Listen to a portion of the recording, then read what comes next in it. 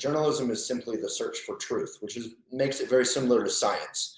If you're interested in journalism, whether you're liberal or conservative, you're interested in facts and you're open to changing your mind and opening your mind and being proven wrong. So kind of like Sherlock Holmes and his great quote that the way he's such a genius is not that he's magical, but that he simply heads into every case with an open mind, finds all the clues and arranges and doesn't arrange them, just connects them in the way that they're connected. And however strange that seems, that is the answer. So instead of going in with a preconception, and then arranging all the facts to suit your preconception, whether you're liberal or conservative or what have you, vegan or gluten-free or whatever, you go into whatever subject, whether it's food, health, or exercise or politics, with an open mind, and you look for evidence.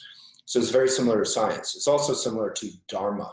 Dharma, Buddha Dharma, literally means truth. So like the Dalai Lama said about Buddhism, he said, if Buddhism says this and science says that, we'll go with science. That is Buddhism. Buddhism is simply the search for truth, and any dogma or whatever gets in the way is not genuine Buddhism. I think Jesus would have said the same thing about what became Christianity.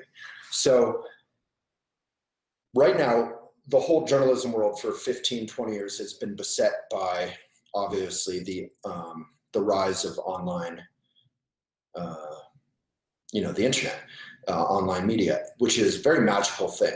So let's not get black or white about it. It's not a bad thing. I started Elephant as a print magazine, so I know as well or better than anyone. I started a subscription for Elephant, $1 a month, before the New York Times did their subscription, when everyone was still looking for a way to monetize online. And I simply did it because I had sold a magazine for $4.99 and I was making no money. The bigger we got online, we still made no money.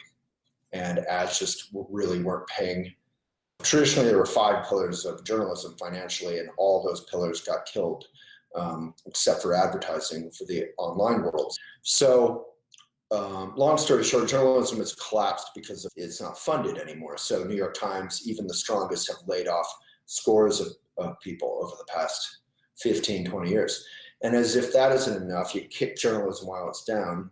The rise of fake news, largely inspired by Facebook deprioritizing journalism so that the only blogs that get through are viral. They're a cute little kid jumping in a puddle, or they're a cute dog, or they're a funny talk show moment, or they're fake news. They're just made up headlines and made up images that everyone wants to look at, oh my God, and share, particularly from a partisan point of view, whether you're conservative or liberal, has been more profitable. From a nonpartisan point of view, the people are far more kind of worked up and less tied down to boring old facts. But whether you're liberal or conservative, we want to care about truth because we want a better country to live in, or if it's about health, we want to be healthy, or if it's about our children, we want our children to be happy. Whatever, facts matter. Fake news is a fancy word for what? It's a fancy word for lies. Alternative facts is a funny term for fake news, which is also a term for lies. So basically, don't lie, search for the truth. Journalism is as close to a noble kind of knightly warrior quest for truth as anything.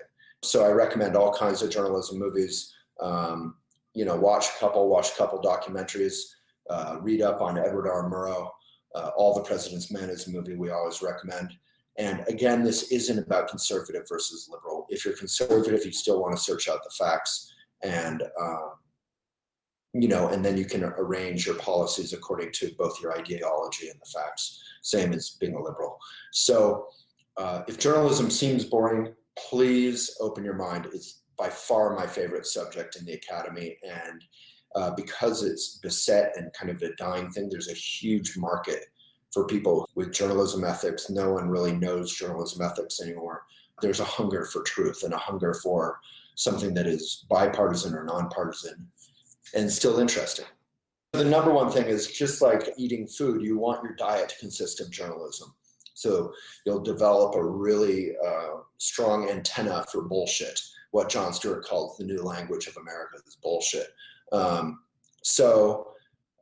Don't read lefty liberal stuff. Don't read righty, crazy stuff. Don't read biased media. If you do read it, know that it's bias. The other mistake with journalism is everyone always thinks it's objective. It's not. It has a very clear point of view. Always check your sources. You got to drill down.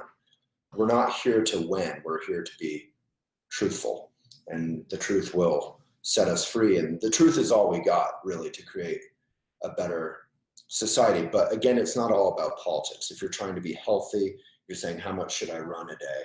Or should I eat carbs? Or what kind of fats are good for you? You don't want to read a paleo blog. You don't want to read a vegan blog. You don't want to read a particular point of view. You want to try and read some truth. And then you can say, okay, well, I do want to be vegan. So how can I apply this truth to my vegan diet? And that's a great way to live life. Thank you.